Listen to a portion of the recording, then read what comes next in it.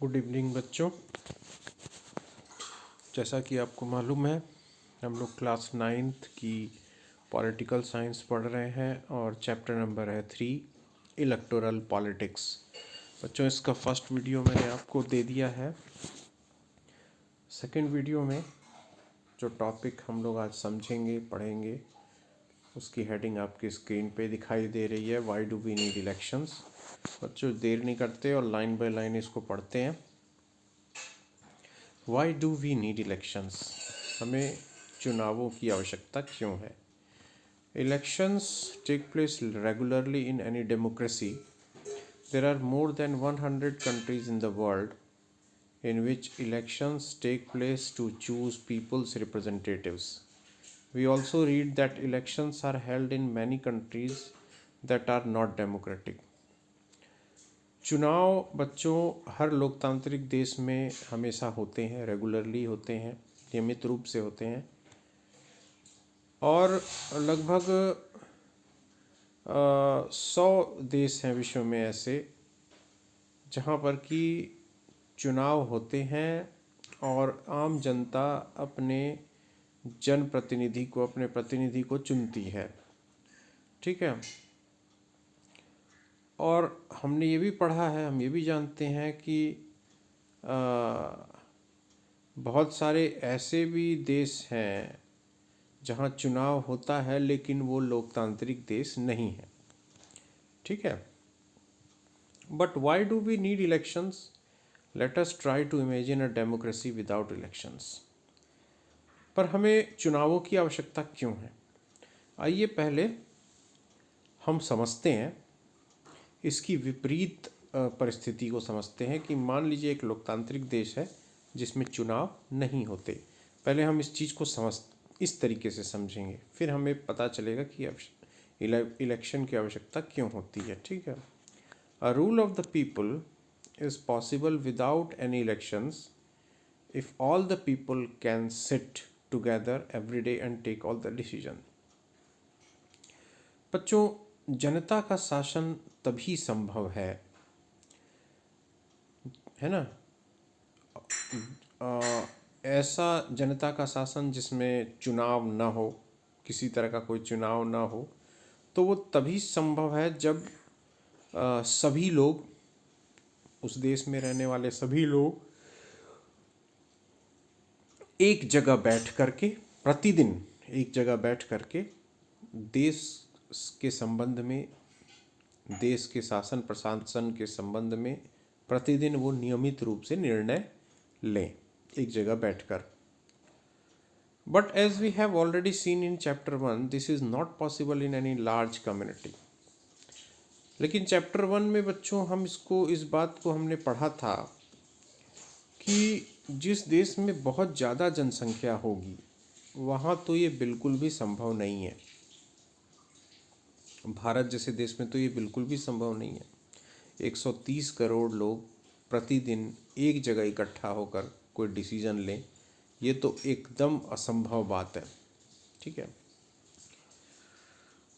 Nor is it possible for everyone to have the time and knowledge to take decision on all matters. और न तो ये भी संभव है कि हर व्यक्ति के लिए कि हर व्यक्ति के पास ठीक वो समय हो प्रतिदिन के हिसाब से कि वो जाकर और लोगों के साथ बैठ के देश चलाने का निर्णय ले, और न ही हर व्यक्ति के पास हर तरह की समझ या ज्ञान हो, हर तरह के मामलों की समझ या ज्ञान हो, हर व्यक्ति को ऐसा भी संभव नहीं है।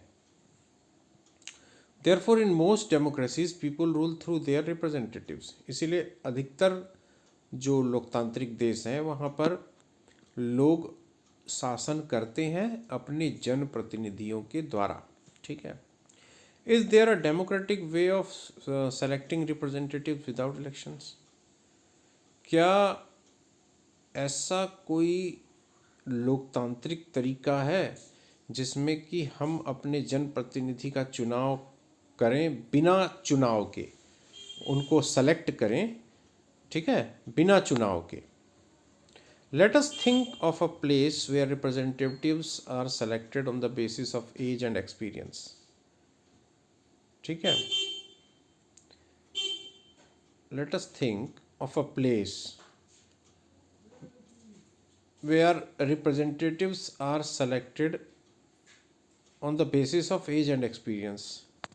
आइए समझें एक जगह में जहाँ पर जनप्रतिनिधियों को सेलेक्ट किया जाता है उनकी उम्र और उनके अनुभव के आधार पे, ठीक है, और a place where they are chosen on the basis of education और नॉलेज, या कोई एक ऐसी जगह जहाँ पर उनका जो चयन है वो उनकी शैक्षिक योग्यता या उनके ज्ञान के आधार पर किया जाए, जनप्रतिनिधियों का, है ना।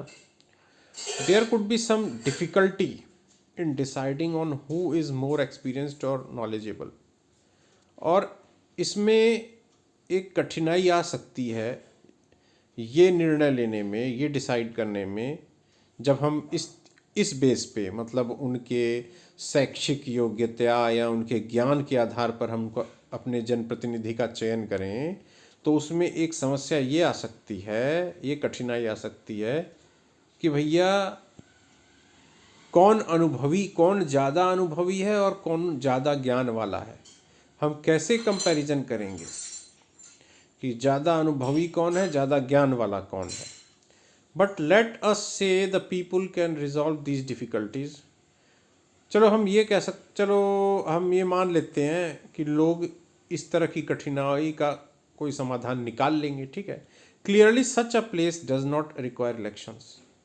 तो अगर ऐसी कोई जगह है जहाँ पर लोग अपने जनप्रतिनिधि का चुनाव बिना किसी कठिनाई के उसके अनुभव और ज्ञान के आधार पर करें, उसका चयन कर लें कि भाई ज़्यादा ये आदमी अनुभवी हैं, ये आदमी इनके पास बहुत ज्ञान है, तो इनको हम अपना प्रतिनिधि चुन लेते हैं, ठीक है। तो अगर ऐसी जगह है तो वहाँ पर किसी भी तरह के चुनाव की आवश्यकता नहीं है, ठीक है।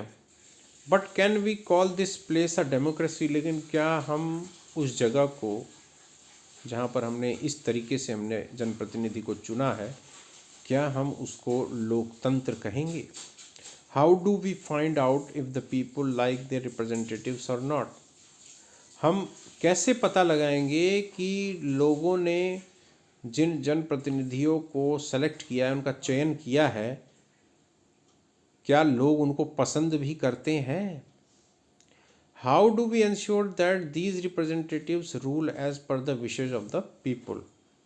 और हम ये कैसे सुनिश्चित होंगे कि इन जनप्रतिनिधियों को जिनको हमने चुना है ये शासन हम पर करेंगे हमारी इच्छा के अनुसार, यानी जनता की इच्छा के अनुसार ही ये भी शासन करेंगे।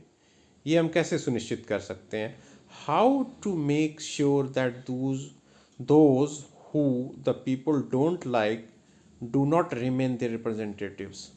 और हम ये बात कैसे सुनिश्चित करेंगे कि मान लो कि हमने उन लोगों को उनका चयन कर लिया जनप्रतिनिधि के तौर पे, अपने जनप्रतिनिधि के तौर पे लोगों ने उनका चयन कर लिया, ठीक है, लेकिन अब वो उनको पसंद नहीं करते, उनके कार्यों को, उनके शासन करने के तरीके को पसंद नहीं करते, तो हम कैसे ये श्योर होंगे कि वो लगातार हमारे जनप्रतिनिधि न रहें। बन तो गए, चलो ठीक है बन गए, लेकिन अब हम इनको पसंद नहीं करते, तो उसके बाद भी वो बने हुए हैं जनप्रतिनिधि, ठीक है, ये भी देखना है। This requires a mechanism by which people can choose their representatives at regular intervals and change them if they wish to do so. इसके लिए एक ऐसा मैकेनिज्म चाहिए, एक ऐसा प्लान चाहिए, एक ऐसा मैकेनिज्म चाहिए जिसमें कि लोग अपने जनप्रतिनिधि को चुन सकें एक नियमित अंतराल पर, ठीक है, और उन्हें बदल भी सकें यदि ऐसा वो करना चाहें तो। यदि वो लोग जनता अपने जनप्रतिनिधि को बदलना चाहे तो वो उनको बदल भी सकें, ठीक है। This mechanism is called election, और इसी मैकेनिज्म को हम इलेक्शन कहते हैं, ठीक है। Therefore, elections are considered essential in our times for any representative democracy. इसीलिए किसी भी प्रतिनिधि लोकतंत्र में चुनाव अति आवश्यक होते हैं। ठीक है। In an election the voters make many choices. एक इलेक्शन में जो मतदाता होता है उसके पास बहुत तरह की चॉइसेस होती हैं। क्या पॉइंट्स दिए हुए हैं। फर्स्ट पॉइंट है they can choose who will make laws for them. वो उस व्यक्ति का चुनाव कर सकते हैं जो उनके लिए कानून बनाए। They can choose who will form the government and take major decision. वो उस व्यक्ति का चुनाव कर सकते हैं या उन व्यक्तियों का चुनाव कर सकते हैं जो सरकार बनाए और बड़े निर्णय लें। They can choose the party whose policies will guide the government and law making. वो उस पार्टी उस राजनीतिक दल का चुनाव कर सकते हैं जो नीतियां बनाए और सरकार और कानून बनाने की जो प्रक्रिया है उसको निर्देशित कर सके, उसको गाइड कर सके, उसको दिशा दिखा सके। ठीक है। मतलब एक वोटर जब वोट डालकर अपने जनप्रतिनिधि को चुनता है तो वो सिर्फ जनप्रतिनिधि को नहीं चुनता बल्कि उसके पास बहुत तरह की चॉइसेस होती हैं। उसकी बहुत तरह की इच्छा का सम्मान होता है, पालन होता है। ठीक है बच्चों, ये छोटा सा वीडियो मैंने आपको डाला। ठीक है। और इसके बाद फिर मैं नेक्स्ट वीडियो डालूँगा। तब तक के लिए गुड बाय।